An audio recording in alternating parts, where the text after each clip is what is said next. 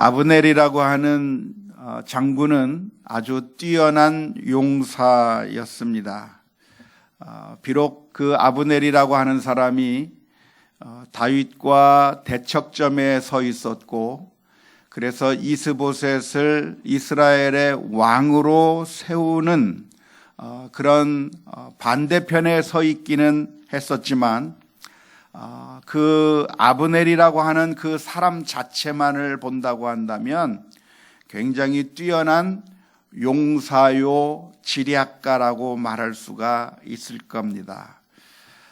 이 뛰어난 용사가 다윗과 대척점에 있고, 그래서 다윗을 반대해서 이스보셋을 중심으로 해서 이스라엘이라고 하는 한 나라를 형성하고 있게 되었을 때, 다윗이 전체적인 통일된 왕국의 왕이 되는 것이 상당히 어려움이 있을 수밖에 없었을 것입니다.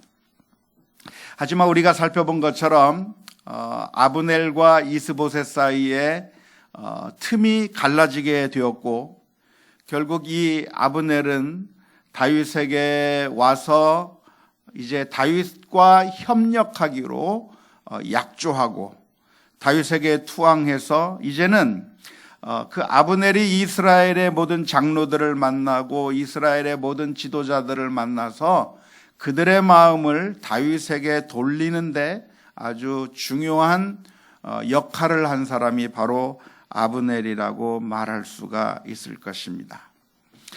그러니까 이 아브넬은 정말 뛰어난 용사이기도 하고 지략가이기도 하고 정치력이 뛰어나서 그래서 수많은 사람들을, 다윗의 반대편에 서 있던 사람들을 다윗에게로 이끌 수 있는 그런 정치적인 역량을 발휘할 수 있었던 사람이라고 할 수가 있겠는데요.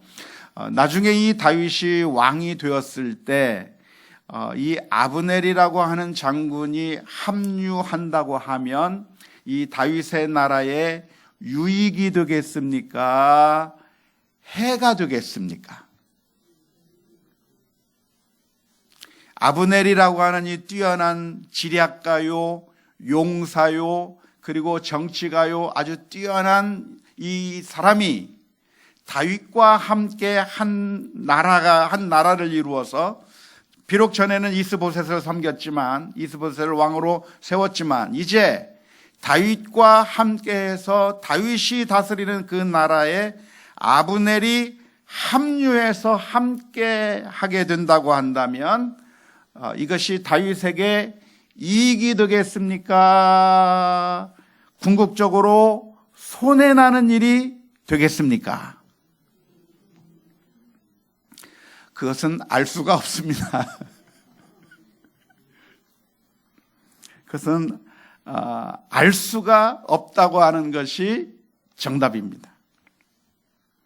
아브넬은 정말 뛰어난 사람인 것은 맞습니다. 뛰어난 장수인 것 맞습니다. 지략가요, 용사요, 뛰어난 정치력을 가진 사람이라고 하는 것 맞습니다. 하지만 그 아브넬이라고 하는 사람이 보여주었던 그 사악함, 아브넬이 얼마나 나쁜 사람이었는가에 대해서는 이미 우리가 살펴본 적이 있습니다. 그 사악함이라고 하는 것이 무엇이죠? 이스보셋에게 충성하는 것 같았지만 자기가 그 왕을 이용해서 자신의 권력을 확장하고 자기가 무엇인가 큰 권세를 발휘해서 자기 멋대로 무엇인가를 해보려고 하는 그런 야망이 아브넬에게 있었다고 하는 점을 생각해 본다고 한다면, 그런 경력이 있었던, 그런 전력이 있었던 아브넬이 다윗과 함께해서 다윗의 나라에 편입되게 된다고 한다면 궁극적으로 다윗에게 유익했을 것인가, 아니면 다윗에게 유익하지 않았을 것인가 질문을 던져본다고 한다면 어떤 대답이 맞을지 모르는 거죠. 한편으로는 아브넬을 잘 사용해서 그래서 다윗이 이스라엘이라고 하는 유다 나라라고 하는 그 나라를 다스릴 때에 아주 훌륭한 신하로서 역할을 잘할 가능성이 충분히 있는 겁니다. 그만큼 능력도 있고 그만큼 뛰어난 모습들을 가지고 있기 때문에 다윗과 케미스트리가 잘 맞기만 한다고 하면, 그러면 이 아브넬이 잘 사용되어서 이스라엘 나라를 유익하게 만들고 다윗의 왕권을 더 강화시키고 그래서 좋은 결과가 나타날 가능성이 충분히 있습니다.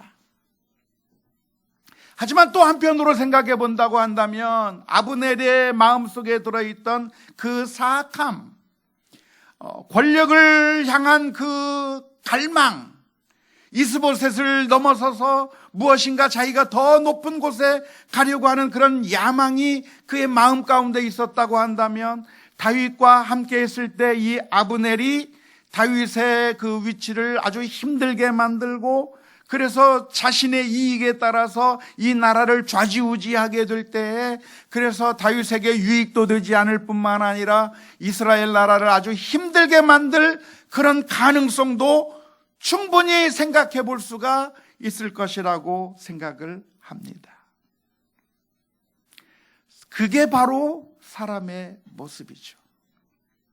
우리는 흔히 생각하기를 사람은 좋은 사람과 나쁜 사람으로 구분할 수 있을 것이라고 생각을 합니다. 이 세상에는 흥부와 같은 사람이 있고 놀부와 같은 사람이 있을 거라고 생각을 합니다. 이 세상에는 다윗과 같은 사람이 있고 사울과 같은 사람이 있을 거라고 생각을 합니다. 하지만 사람은 그렇게 단순하지 않습니다. 이 사람은 좋은 사람이고 저 사람은 악한 사람이다. 그렇게 쉽게 우리가 색깔을 칠해버려서 이 사람은 좋은 사람이니까 무조건 믿어도 괜찮고 저 사람은 나쁜 사람이니까 무조건 저 사람이 하는 말은 무조건 믿지 않아야 되고 무조건 배척할 수만 있다고 한다면 얼마나 좋겠어요. 우리 아이들이 늘 혼란스러워하는 것이 무엇이냐면 부모님이 하는 말이 나쁜 애들 사귀지 말라고 말하는데 누가 나쁜 아이고 누가 착한 아이인 줄 어떻게 알아요? 알 수가 없는 것이죠. 아이들 가운데는 착한 면도 있고 나쁜 면도 있는 겁니다. 똑같은 아이가 어떤 상황 가운데서는 나쁜 아이로 변할 수도 있고 똑같은 아이가 어떤 상황에서는 좋은 아이로 변할 수도 있는 것이죠. 사람이 다 마찬가지란 말이죠. 이 세상에 사는 사람들이 선한 사람은 따로 있고 악한 사람들이 따로 있는 것이어서 그래서 우리가 쉽게 판단할 수 있으면 얼마나 좋겠습니까? 정치인들을 판단할 때 이 사람들은 나쁜 사람이고 이 사람은 좋은 사람이라고 우리가 쉽게 판단해 버릴 수 있으면 얼마나 좋겠습니까? 근데 사람이라고 하는 것이 그렇게 쉽게 레이블링, 딱지를 붙여서 이 사람은 착하다, 이 사람은 나쁘다라고 쉽게 구분할 수 있는 것이 사람이 아니라 사람은 다 양면을 다 가지고 있는 것이죠. 정말 선한 마음도 있고 그래서 좋은 역량들을 잘 사용해서 잘 활용하기만 하면 유익한 결과를 나타낼 수도 있지만 똑같은 사람인데 그 똑같은 그 재능과 똑같은 그 역량들을 가지고 악한 일을 하게 돼서 결국 악한 도구로 사용되게 되는 경우도 많이 있게 되는 것입니다. 따라서 우리가 어떤 사람들을 판단할 때에 그 사람의 나쁜 면모만을 바라보고 저 사람은 나쁘다, 저 사람은 악한 사람이다라고 말하기 시작하고 그래서 그 사람을 배제해 버리기 시작한다고 한다면 우리는 아무하고도 일을 할 수가 없습니다. 우리가 사람을 대하게 될 때 사람을 그 사람의 나쁜 면을 보고 저 사람은 이래서 나쁘고 이 사람은 저래서 나쁘고 그 사람의 나쁜 면을 보고 나쁘게 사용될 가능성들을 바라보고 그 사람들을 하나씩 둘씩 배제해 버리게 된다고 한다면, 그러면 결코 누구도 사용할 수 없는, 누구와도 함께 할 수 없는 그런 고립된 위치 속으로 들어갈 수밖에 없게 되는 것입니다. 오늘 성경 말씀에 보면 다윗의 부하였던 요압 장군이 나오는데요, 이 요압 장군의 입장이 바로 그런 입장이었습니다. 이 요압 장군은 누구였는가? 다윗과 함께한 충신이었습니다.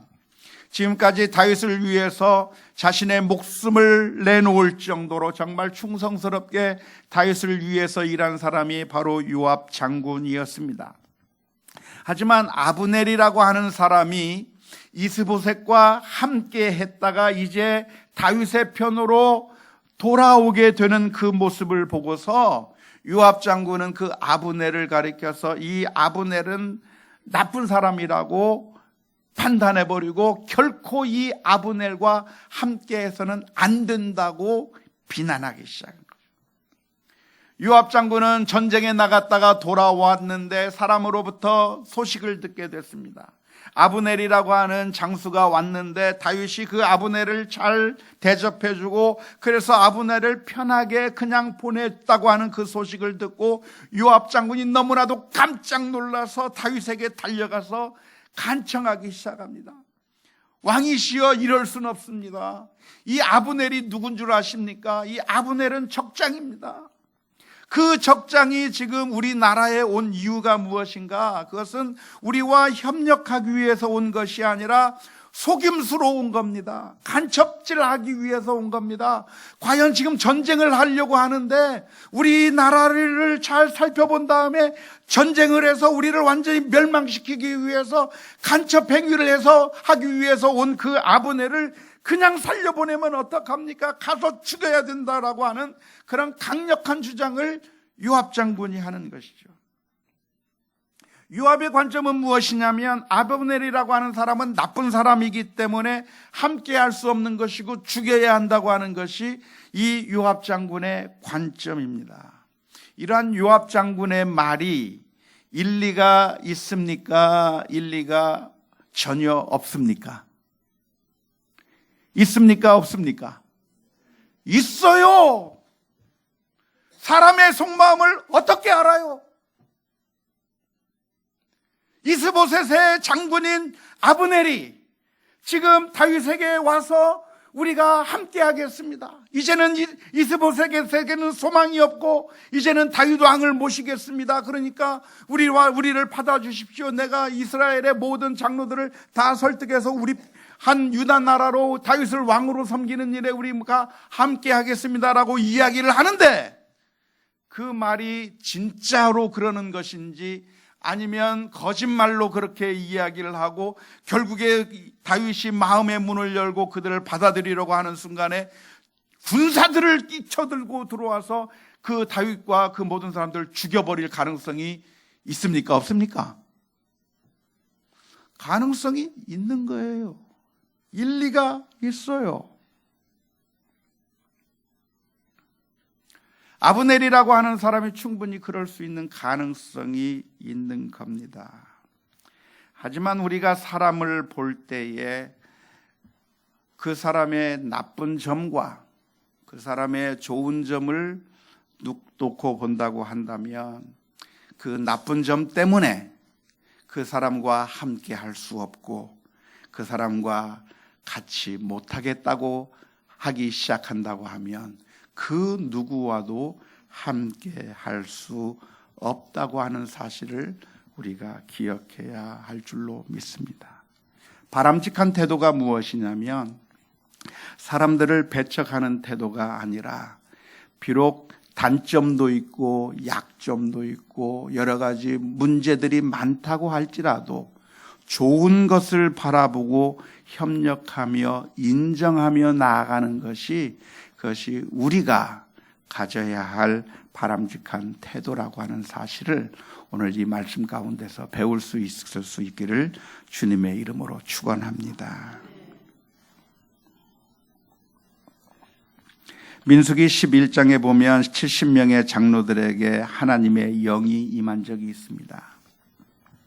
모세는 그 70명의 장로들을 불러서 그들에게 여러 가지 하나님의 일들을 가르쳤는데 70명의 장로들이 하나님의 영을 받기 시작해서 그래서 예언을 하기 시작한 일이 있었습니다. 그런데 다 모아드릴 때 그 모세가 불렀을 때 모세에게로 오지 아니한 그런 사람들 가운데 엘닷과 메닷이라고 하는 사람이 있었습니다. 모이라고 했는데 안 모였어요, 그 사람들은. 그런데 모이지 않았던 그 엘닷과 메닷이라고 하는 사람들이 성령을 받아서 그 자리에서 예언하는 일을 하기 시작한 겁니다.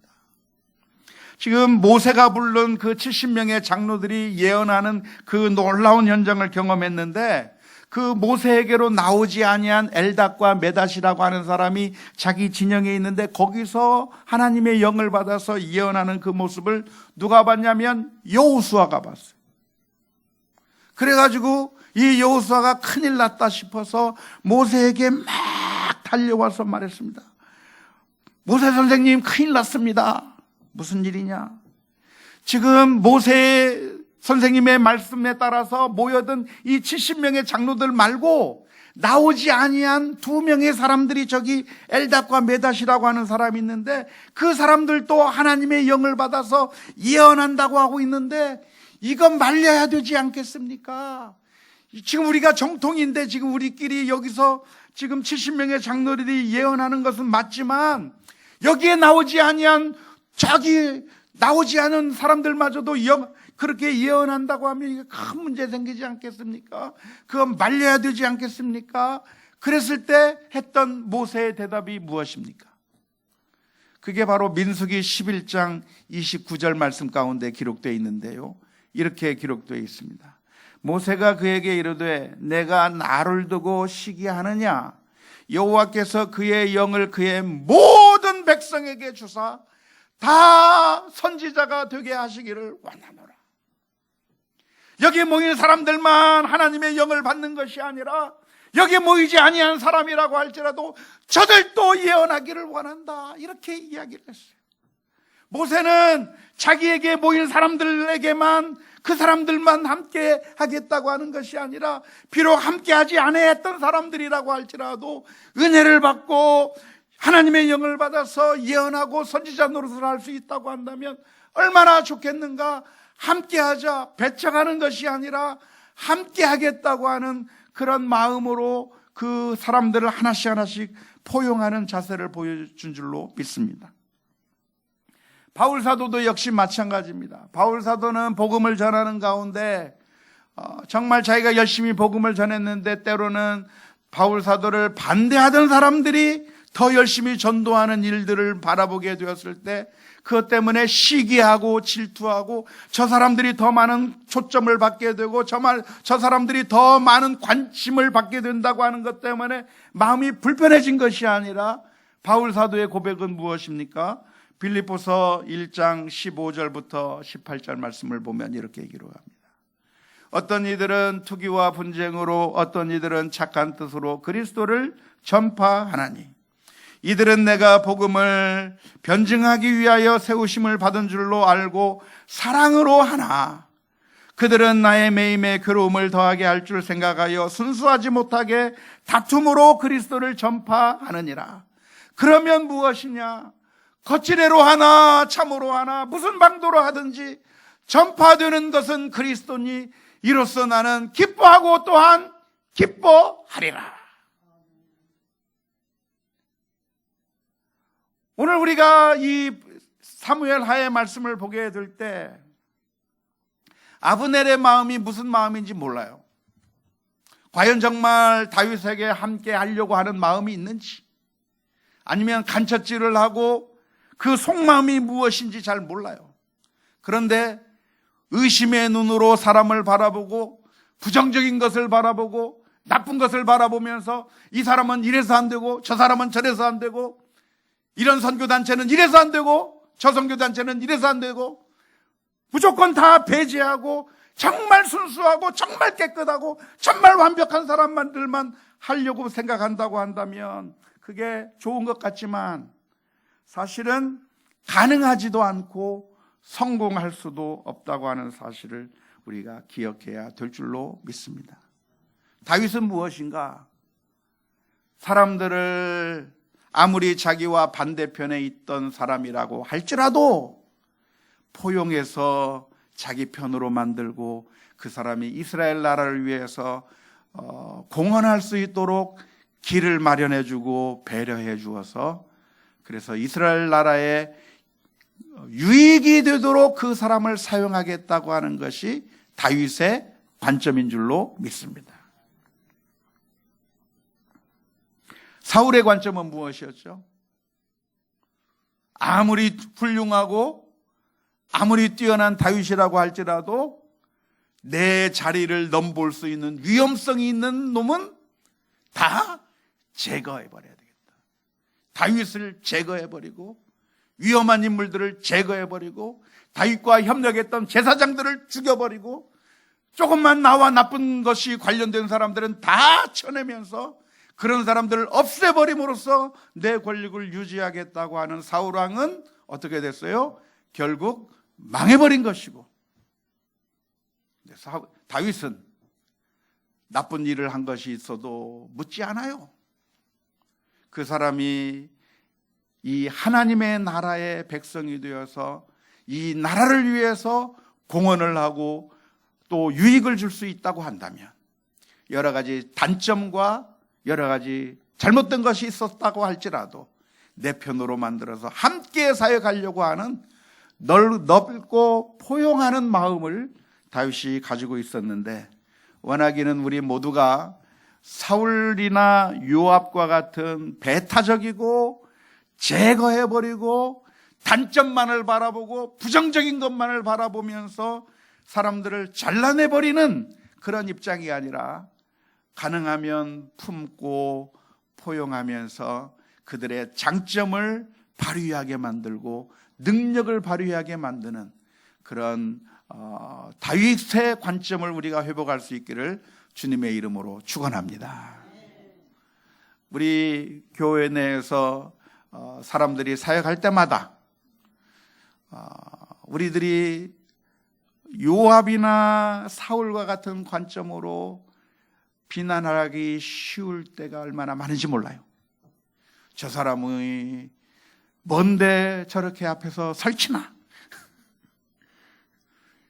바자 위에서 왜 저렇게 설치나?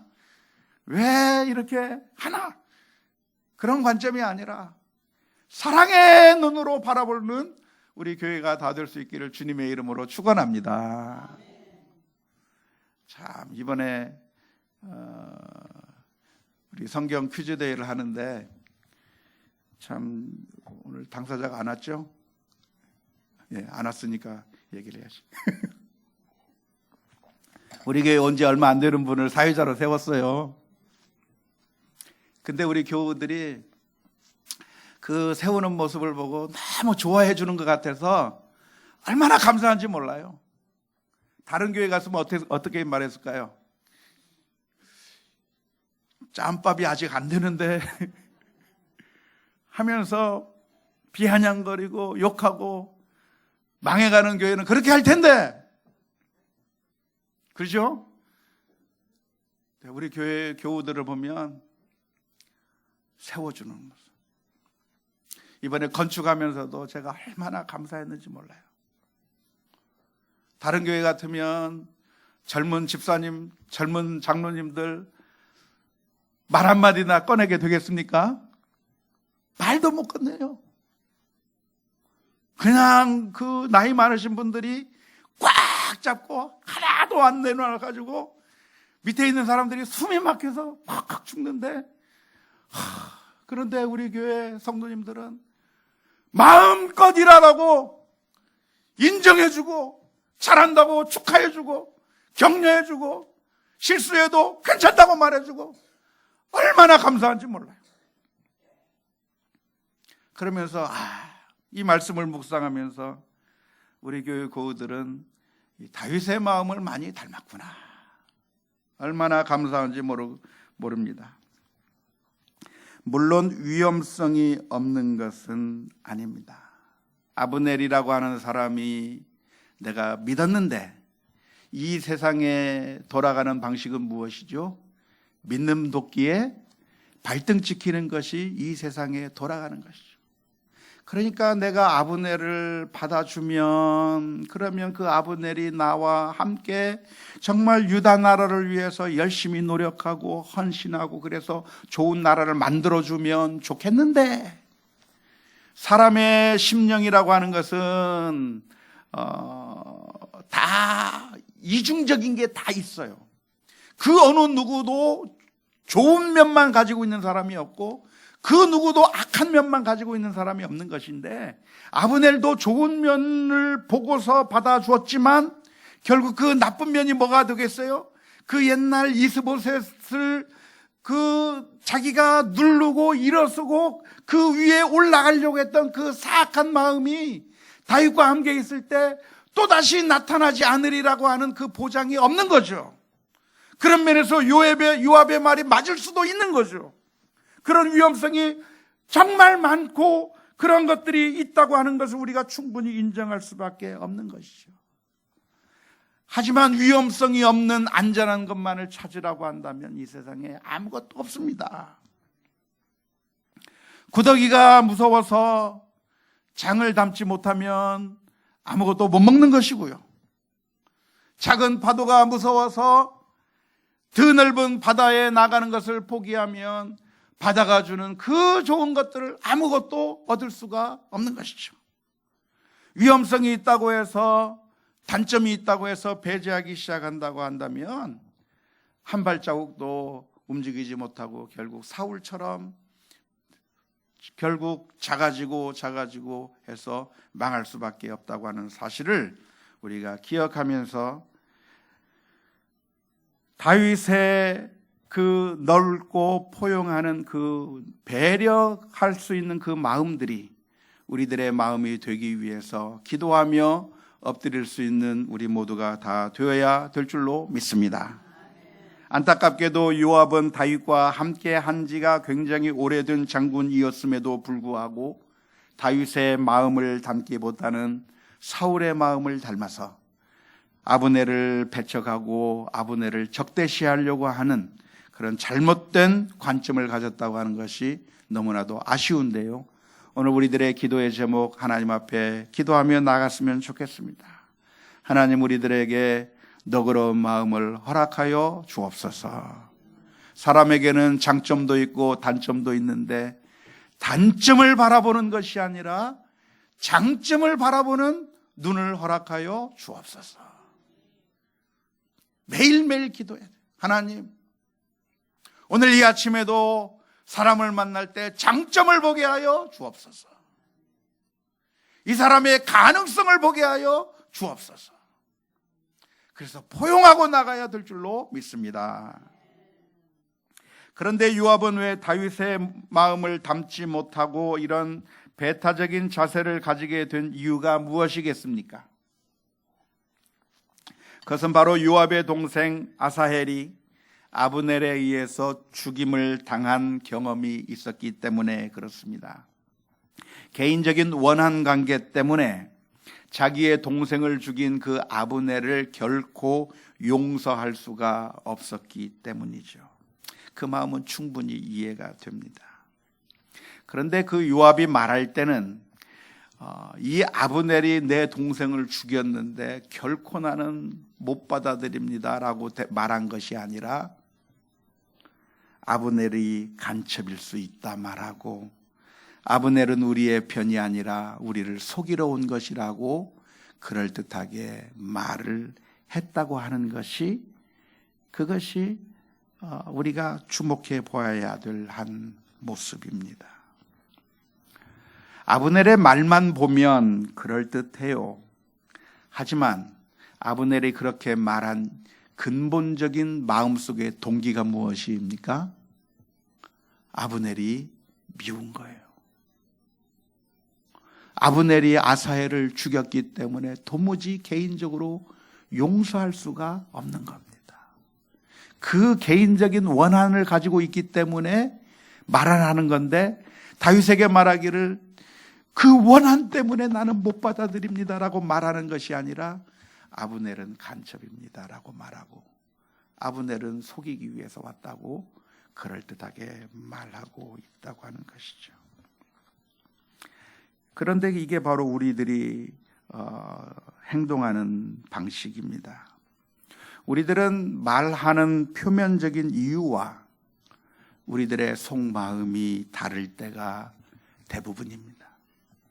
속마음에는 이기적인 욕심이 가득 차 있고, 욕심과 시기와 질투로 가득 차 있어서, 미움으로 가득 차 있어서 밖으로 이야기를 하는데, 밖으로 표현하는 말은 정말 그럴듯하고 설득력 있는 말로 말하는 것이, 멋들어진 말을 하는 것이 우리들의 모습입니다. 간음하다가 현장에서 잡힌 여인을 데리고 왔던 서기관들과 바리새인들은 마치 예수님으로부터 이러한 경우에 어떻게 판단해야 하는지 예수님의 뜻을 구하는 것처럼 그럴듯하게 이야기를 했지만, 그러나 서기관과 바리새인들의 마음은 예수님을 시험하고 고소할 조건을 찾기 위한 사악한 마음이 그들의 마음 가운데 들어 있었습니다. 예수님을 향해서 향유를 붓는 그 여인을 향해서 가룟 유다는 말을 합니다. 어찌하여 이 향유를 허비하느냐? 이 향유를 팔아다가 300데나리온에 팔아서 그래서 가난한 자들에게 도움을 주면 좋았겠다고 이야기를 합니다. 그런데 가룟 유다의 마음 가운데 가난한 자를 생각하는 게 있어서 그런 말을 한 것이 아니라, 성경은 말합니다. 저는 도적이라. 도적이기 때문에 그것을 훔쳐가기 위해서 저런 말을 하고 있는 것이라고 성경은 말하고 있는 것이죠. 근데 우리들이 항상 말을 그렇게 해요. 말을 하면 맞는 말 같아요. 말을 하면 정답을 말하는 것 같아요. 정의를 말하는 것 같아요. 그런데 그 마음속에 동기가 무엇인가? 사람에 대한 미움이 들어있고, 시기가 들어있고, 질투가 들어가 있고, 악한 탐욕스러운 마음들이 들어가 있는 채 마치 거룩한 것인 양 이야기하고 있는 그 사악한 이중적인 모습이 바로 우리들의 민낯이라고 하는 것이죠. 이래서는 안 되는 것이죠. 그 말에 사람들은 속아 넘어갈 수 있겠지만, 하나님은 우리의 중심을 보시는 하나님이라고 하는 사실을 우리가 기억해야 합니다. 우리가 아무리 거룩한 말을 하고, 우리가 아무리 멋들어지게 맞는 논리를 펴서 이야기를 하는 것 같아도, 하나님께서는 우리의 중심을 꿰뚫어 보시고 우리의 사악함을 보신다고 하는 사실을 생각하면서 우리가 하나님 앞에 서야 될 줄로 믿습니다. 그리고 우리 성도들은 이 말의 그 표면적인 것을 보고 판단할 것이 아니라, 과연 요압과 같은 마음으로 겉으로는 그럴듯하게 나라를 위하는 것처럼 말을 하고 있지만 사실은 개인적인 원수를 갚기 위한 사악한 마음이 그 안에 있는 것은 아닌지, 맞는 말을 하는 것 같지만 그 안에는 사랑이 하나도 없는 말은 아닌지 분별해야 하는 것이고, 잘못된 선동이나 잘못된 말에 우리가 부하 뇌동해서 끌려다녀서는 안 될 것이라고 믿습니다. 안타깝게도 다윗은 지혜롭게 막을 수는 없었습니다. 요압이 아브넬에 대해서 그렇게 나쁜 말을 한 것으로, 그리고 다윗이 그것을 무마하는 것으로 끝날 것 같았지만, 그런데 요압은 그렇게 다윗에게 이야기한 것만 끝난 것이 아니라 결국 아브넬을 불러들여서 은밀하게 말할 것이 있다고 해서 칼로 찔러 죽여버리고 말았습니다. 왜 그렇죠? 다윗은 왜 아브넬의 죽음을 막지 못했을까요?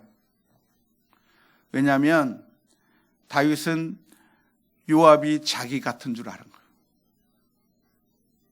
그런데 악인은 결코 우리 같지 않습니다. 악인은 우리가 생각하는 것보다 훨씬 더 악해요.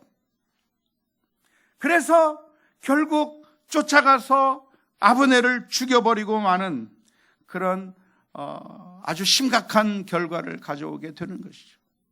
근데 이 다윗은 미처 악인이 그렇게 사악할 거라고 하는 것을 미처 예상치 못해서 결국 막지 못하고 그 죽음을 미리 미연에 방지하지 못한 채 결국 아브넬이 죽고 난 다음에 다윗이 할 수 있었던 일이 무엇이냐면 그냥 애가를 지어 부르는 것밖에는 다윗이 한 것이 없다고 하는 것이 너무나도 아쉽죠. 이게 바로 인간 왕의 한계라고 말할 수 있습니다. 사무엘상을 보면 사울의 이야기로 기록되어 있는데 사무엘상에서는 그 사울 왕이 실패한 왕이라고 하는 사실을 낱낱이 드러내주고 있습니다. 사무엘 하에 들어서는 이제는 다윗이 왕이 되어서 다윗이 다스리는 이야기가 사무엘 하에 나오고 있는데 다윗은 누구였는가? 사울의 대안이었고 실패한 사울 왕에 대하여서 하나님께서 세우신 왕일 뿐만 아니라 하나님의 마음에 합한 자라고 했던 다윗의 이야기입니다. 그런데 냉정하게 살펴본다고 한다면 다윗은 사울보다 더 나은 사람이었는가라고 하는 질문을 던져보면 다윗도 사울보다 결코 낫지 못했죠. 그 이야기의 첫 번째 이야기가 오늘 기록되어 있는 겁니다. 다윗의 품에 들어오고 다윗의 날개 그늘 아래 들어온 그 아브넬을 다윗이 보호해줘야 하는데 다윗은 속수무책으로 보호하지 못하고 그냥 잃고 마는 속수무책의 왕의 모습을 보여주는 거예요. 나중에 가서 다윗은 보호하지 못할 뿐만 아니라 다윗이 직접적으로 자기 백성을 겁탈하고 자기 백성을 교살해 죽이는 사악한 모습마저도 보여주는 것이죠. 그래서 오늘 우리가 이 사무엘상과 사무엘하를 읽으면서 우리가 바라보아야 하는 것은 이 세상에 그 누구도 우리의 해답이 될 사람이 없고 주님만이 우리의 왕이 되어 주셔야 한다고 하는 그 사실을 더욱더 간절하게 깨달아야 될 줄로 믿습니다. 우리는 주님이 필요합니다. 사울이 우리를 구원할 수 없고 다윗도 우리를 구원할 수 없어요. 우리 대한민국의 정치인들이 우리를 구할 수가 없어요. 우리는 늘 넘어지고 정말 하나님의 뜻대로 살기를 원하지만 그러나 또 넘어지고 때로는 요압과 같이 행동하는 사람 또는 아브넬과 같이 행동하는 사람 다윗과 같이 무능한 사람들밖에 없는 것이 우리들의 모습인 것이죠. 그래서 사람은 우리의 진정한 해결책이 되지 못하기 때문에 예수님께서 우리에게 오셨고 주님께서 우리의 문제를 해결하기 위하여 십자가 위에서 피를 흘려 주셨습니다. 그래서 오늘 저와 여러분들은 항상 주님 앞에 나아가야 될 줄로 믿습니다. 우리의 소망을 돈에게 둔다고 한다면 그 돈이 우리를 구원해 주는 것이 아니라 우리를 구원해 줄 것처럼 하면서 조금만 더 열심히 일하면 돈을 더 많이 줄 것이고 그러면 문제를 해결해 줄 것이라고 우리를 유혹하고 있지만 그 돈을 쫓아가면서 우리가 얻은 것은 돈을 더 많이 얻는 것이 아니라 우리의 건강만 잃어버리고 인간관계만 깨어져 버리고 권력을 추구해서 그 권력이 우리를 좋게 해줄 것 같았지만, 그러나 결국 그 권력에 의해서 배신당하고, 사람이 우리를 행복하게 해줄 줄 알았고, 목회자나 혹은 우리의 지도자나 혹은 우리의 자녀들이 우리의 행복과 우리의 소망이 될 줄 알았는데, 결국에는 우리를 배신해버리는 그 모습을 보면서 우리의 소망을 어디에 둘 것인가? 도울 힘이 없는 인생을 의지하지 말고 야곱의 하나님으로 도움을 삼는 자는 복이 있도다 라고 하는 사실을 기억하면서 오늘 또 하나님 앞에 엎드려야 될 줄로 믿습니다. 주여 나를 험한 시험 물속에서 건져주시고 이 힘들고 어려운 상황 가운데서 보호해 주시고 우리가 죽게 피하오니 하나님 함께하여 주옵소서. 그 아들을 주시기까지 사랑하신 그 하나님 앞에 우리가 엎드리며 나아가는 우리 모두가 다 될 수 있기를 주님의 이름으로 축원합니다.